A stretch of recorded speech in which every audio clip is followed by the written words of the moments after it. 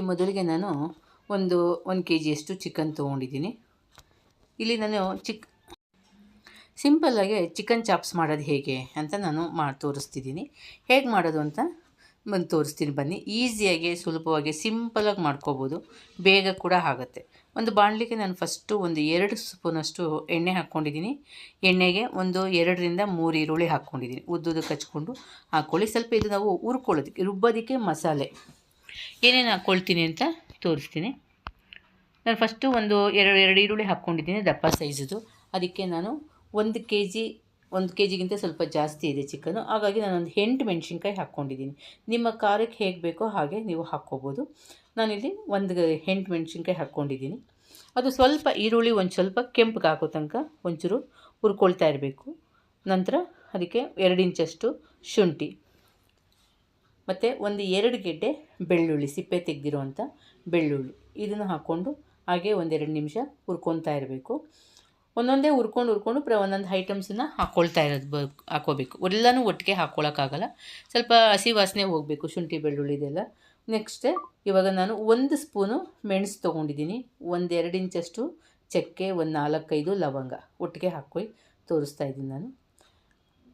ಇಲ್ಲಿ ನಾವು ಚಾಪ್ಸ್ ಮಾಡಬೇಕಾದ್ರೆ ಚಾಪ್ಸ್ ಮಾಡೋದಕ್ಕೆ ಮೆಣಸು ತುಂಬ ಇದು ನಿಮಗೆ ಖಾರಕ್ಕೆ ಹೇಗೆ ಬೇಕೋ ನೋಡ್ಕೊಂಡು ಹಾಕ್ಕೊಳ್ಳಿ. ನಾನು 1 ಸ್ಪೂನಷ್ಟು ಹಾಕಿದ್ದೀನಿ. ಹಾಗೆ ಒಂದು ಟೊಮೊಟೊ ಹಾಕಿದ್ದೀನಿ. ಟೊಮೊಟೊ ಜಾಸ್ತಿ ಹಾಕಿಲ್ಲ, ಒಂದು ಮೀಡಿಯಮ್ ಸೈಜ್ ಟೊಮೊಟೊನ ಹಾಕ್ಕೊಂಡಿದ್ದೀನಿ. ಅದನ್ನು ಕೂಡ ಒಂದೊಂದು ನಿಮಿಷ ಹುರ್ಕೋತಾ ಇರಬೇಕು.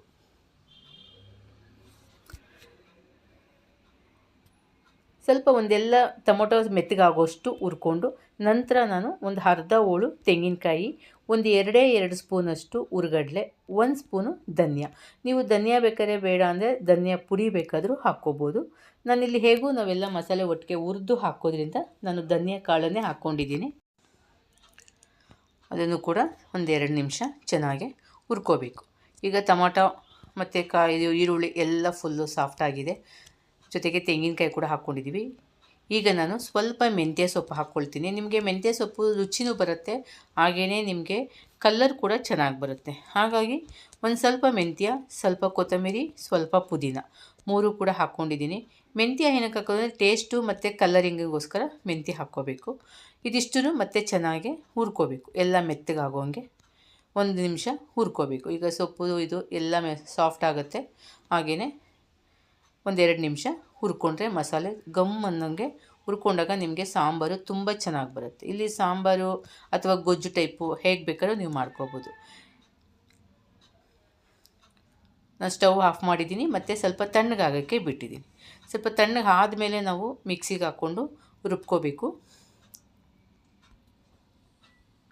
ನೋಡಿ, ಈಗ ನಾನು ಇದನ್ನೆಲ್ಲ ಮಿಕ್ಸಿಗೆ ಹಾಕ್ಕೊಳ್ತಾ ಇದ್ದೀನಿ, ಜಾರ್ಗೆ ಹಾಕ್ಕೊಳ್ತಾ ಇದ್ದೀನಿ. ತಣ್ಣಗೆ ಆದಮೇಲೆ ಹಾಕ್ಕೋಬೇಕು, ಬಿಸಿ ಇರೋದನ್ನೇ ರುಬ್ಬಕ್ಕೆ ಹೋಗಬಾರ್ದು.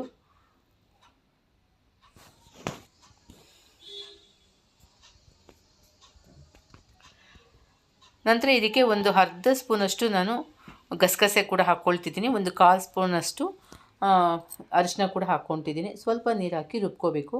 ಅರಿಶಿನ ಹಾಕಿರೋದು ಸ್ಕಿಪ್ ಆಗಿದೆ. ಗಸಗಸೆನ ನಾನು ಉರಿಯೋಕ್ಕೆ ಏನಕ್ಕೆ ಹಾಕ್ಕೊಂಡಿಲ್ಲ ಅಂದರೆ ಎಲ್ಲ ಬಾಣಲಿಗೆ ಎಣ್ಣೆಯಲ್ಲಿ ಎಲ್ಲ ಥರ ಅಂಟ್ಕೊಳ್ಳುತ್ತೆ ಅದು. ಅದಕ್ಕೆ ನಾನೇನು ಮಾಡಿದೆ, ಜಾರ್ಗೆ ಡೈರೆಕ್ಟು ಒಂದು ಅರ್ಧ ಸ್ಪೂನ್ ಹಾಕ್ಕೊಂಡೆ, ನುಣ್ಣಗೆ ರುಬ್ಕೊಂಡು ರೆಡಿ ಇಟ್ಕೊಂಡಿದ್ದೀನಿ. ಈಗ ಒಗ್ಗರಣೆ ಹಾಕ್ಕೊಳ್ಳೋಣ. ಒಂದು ಕುಕ್ಕರ್ಗೆ ಒಂದು 5-6 ಸ್ಪೂನಷ್ಟು ಎಣ್ಣೆ ಹಾಕ್ಕೋಬೇಕು. ಎಣ್ಣೆ ಕಾದ್ಮೇಲೆ ಒಂದು ಈರುಳ್ಳಿ ಅಷ್ಟನ್ನು ಸಣ್ಣಕ್ಕೆ ಹೆಚ್ಚಿಟ್ಕೊಂಡು ಅದನ್ನು ಹಾಕ್ಕೊಂಡು ಹುರ್ಕೊಳ್ಳೋದು. ಈರುಳ್ಳಿ ಸ್ವಲ್ಪ ಮೆತ್ತಗಾಗೋಂಗೆ ತಿರುಗಿಸ್ಕೊತಾ ಇರಬೇಕು. ಒಂದು 10ರಿಂದ 15 ಸೆಕೆಂಡ್ ಅಷ್ಟು ತಿರುಗಿಸ್ಕೊಂಡ್ರೆ ಸಾಕು.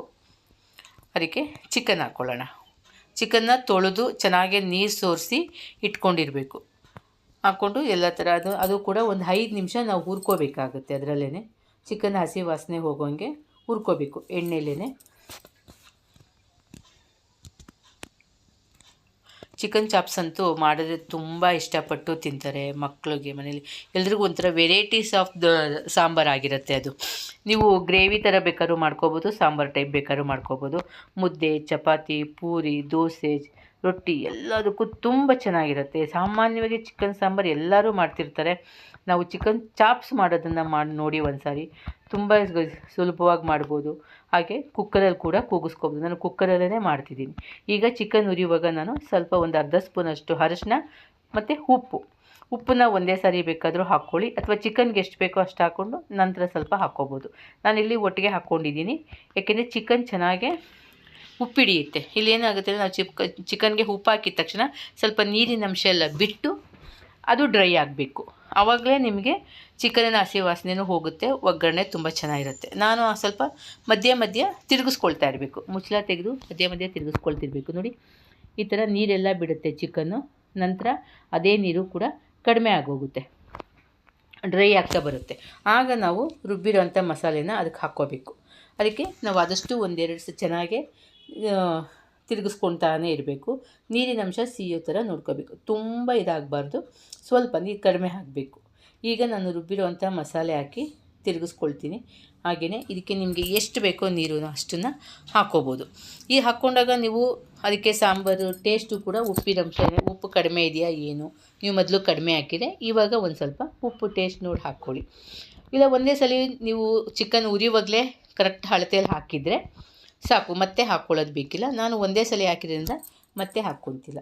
ಇದನ್ನು ನೀವು ಸ್ವಲ್ಪ ಗ್ರೇವಿ ಟೈಪು ಮಾಡ್ಕೋಬೋದು. ಈ ಅನ್ನಕ್ಕೆ ಆಗಲಿ ಮತ್ತು ಇಡ್ಲಿ ಚಪಾತಿ ಅಂಥವಕ್ಕೆಲ್ಲ ಸ್ವಲ್ಪ ಮಾಡ್ಕೋಬೋದು. ನಾನು ಸ್ವಲ್ಪ ಮುದ್ದೆ ಮಾಡೋದ್ರಿಂದ ಒಂಚೂರು ತೆಳು ಮಾಡ್ಕೊತಾ ಇದ್ದೀನಿ. ಮಾತ್ರ ಅಲ್ಟಿಮೇಟ್ ತುಂಬ ಚೆನ್ನಾಗಿರುತ್ತೆ. ಒಂದ್ಸಲಿ ಮಾಡಿ ನೋಡಿ, ಮಾಡಿ ಟೇಸ್ಟ್ ನೋಡಿಬಿಟ್ಟು ಹೇಳಿ ಹೇಗಿದೆ ಅಂತ ನನಗೆ ಕಾಮೆಂಟ್ ಮೂಲಕ ತಿಳಿಸಿ. ತುಂಬ ಚೆನ್ನಾಗಿರುತ್ತೆ. ಇಲ್ಲಿ ನಾನು 2 ವಿಸಿಲ್ ಹಾಕ್ಕೊಳ್ತೀನಿ. ಸಾಮಾನ್ಯವಾಗಿ ಚಿಕನ್ನ ಕುಕ್ಕರಲ್ಲಿ ಮಾಡಲ್ಲ, ಇದನ್ನು ನೀವು ಈ ಥರ ಮಾಡಿ ನೋಡಿ. 2 ಕೂಗು ಸಾಕು, ತುಂಬ ಜಾಸ್ತಿ ಬೇಡ. ಎಷ್ಟು ಚೆನ್ನಾಗೆ ಆಯಿಲೆಲ್ಲ ಚೆನ್ನಾಗಿ ಬಿಟ್ಟಿದೆ. ನಾವು ಅದು ಆಯಿಲ್ ಕೂಡ ನಾನು ತುಂಬ ಹಾಕಿಲ್ಲ, ಅದೇ ಚಿಕನ್ದು ಆಯಿಲ್ ಇದಾಗಿದೆ. ಇವಾಗ ಇಷ್ಟು ತೆಳು ಇದೆಯಲ್ಲ, ಒಂದು 5 ನಿಮಿಷ ಬಿಟ್ಟರೆ ಬಿಸಿ ತಣ್ಣಗಾಗಿ ಇನ್ನು ತಿಕ್ನೆಸ್ ಬರುತ್ತೆ ಗ್ರೇವಿ.